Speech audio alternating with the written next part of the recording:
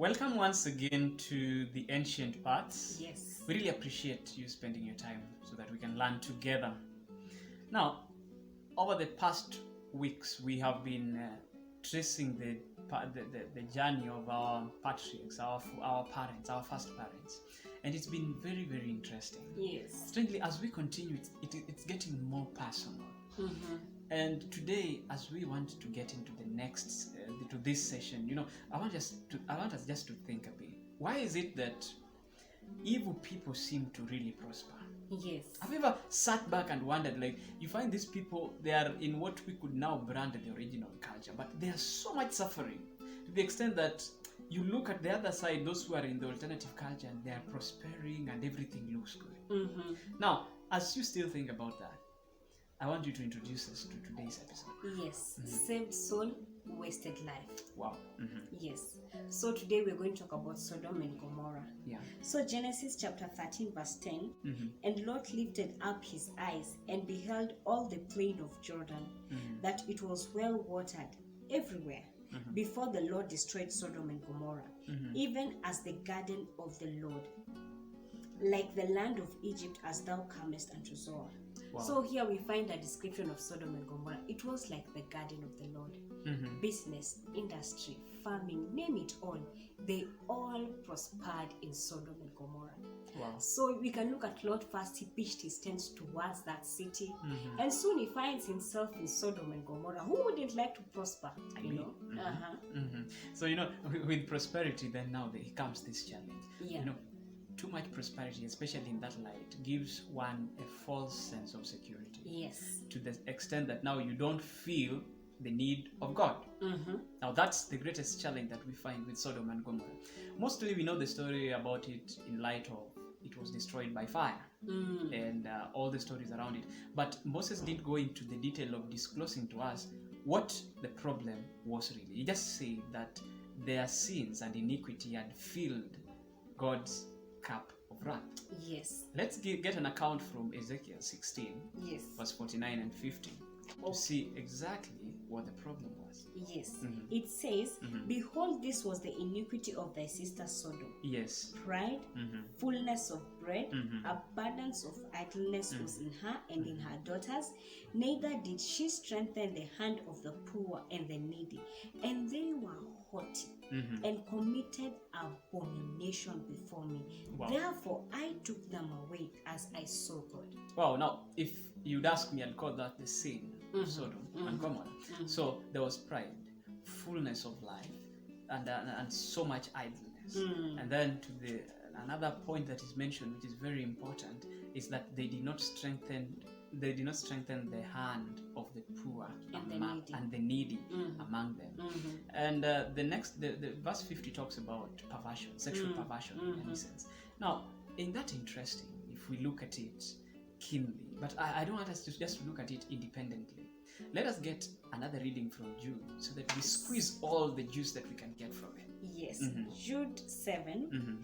Even as Sodom and Gomorrah and the cities about them in like manner, giving themselves over to fornication and going after strange flesh, as set forth an example, suffering the vengeance of eternal fire. Wow.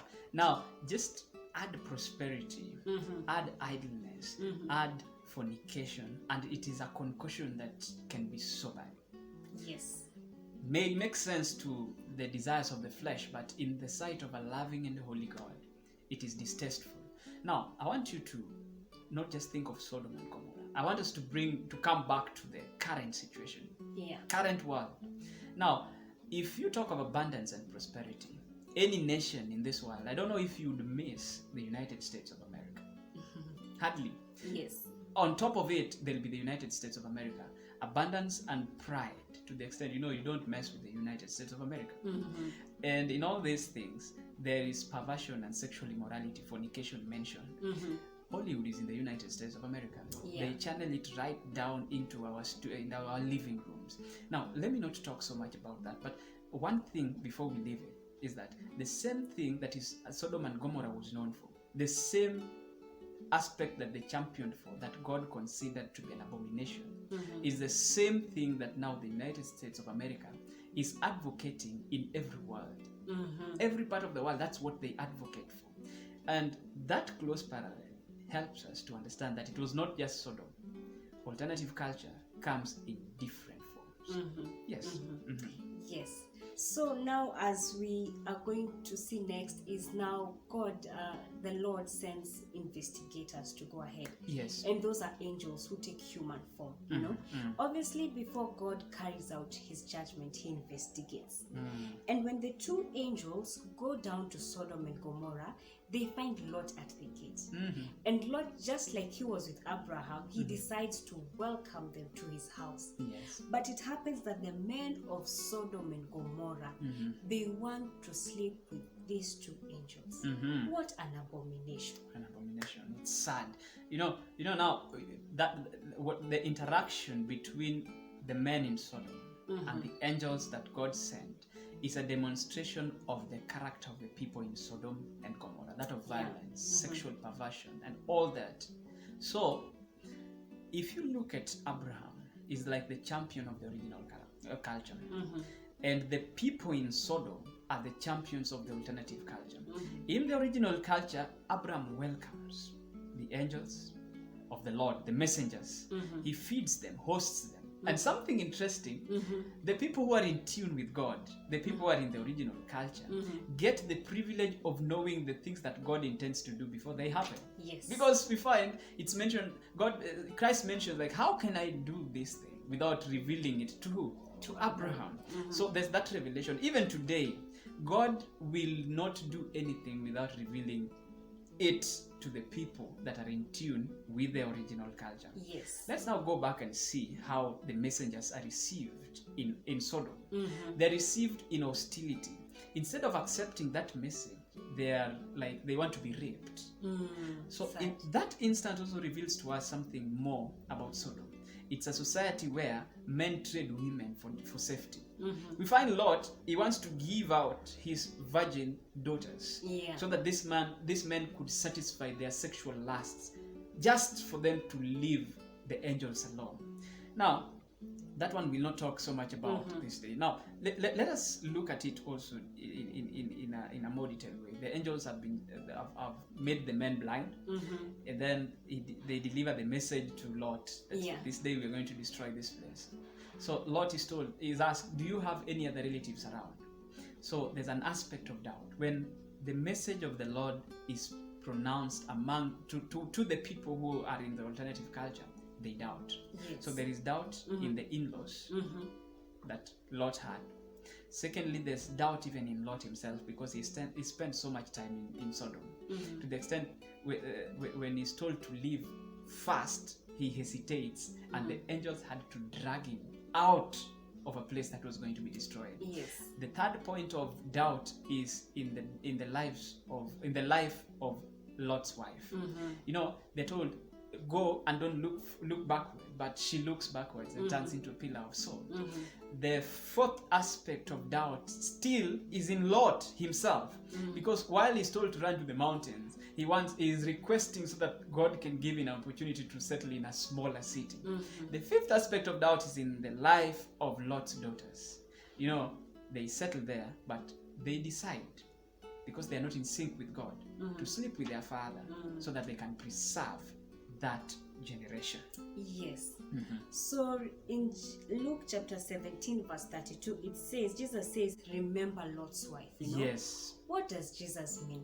You know, remembering Lot's wife is to remind us, like, someone who did not obey God's directives. She looked back.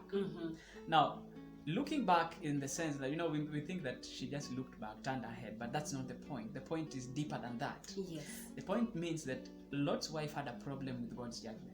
You remember it was Cain who had a problem with God's judgment. Yes. So Lot's wife felt that God had dealt harshly with the people of Sodom and Gomorrah, to the extent that living her life would compromise the quality of life that she would live. She would not be happy. And as you mentioned earlier, her heart was still in Sodom.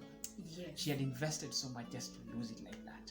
And then moving forward would not have made sense to her. Yes. Yes. So we have a situation here. the soul of Lot is saved, but he has a wasted life. His children, they give birth to the Moabites, and they kept on disturbing the Israelites. Yes. But our lesson today, dear viewer, is there a Sodom in your life? Yes. Pride, haughtiness, abundance of and the fullness of bread in your house. What God wants us to know today, that He can deliver us from Sodom in our lives. Yes. And when we read 1 John chapter 2 verse 15, Yes. it says, love not the world, neither the things that are in the world. If any man love the world, the love of the Father is not in him. Wow. For all that is in the world, the lust of the flesh, the lust of the eyes, and the pride of life is not of the Father, but of the world.